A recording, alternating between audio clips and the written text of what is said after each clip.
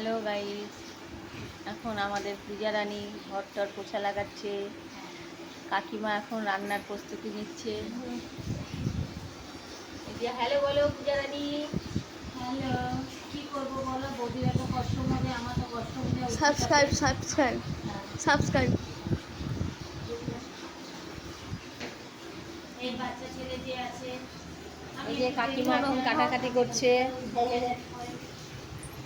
এই যে কাকিমা রান্না করছে।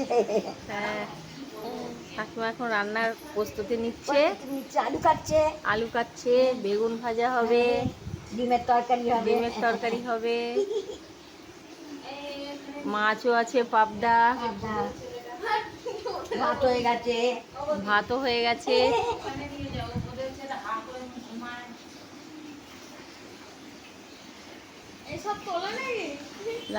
রান্না হয়ে গেলে নেক্সট ভিডিওতে আপনাদেরকে নিয়ে আসছি দেখাতে।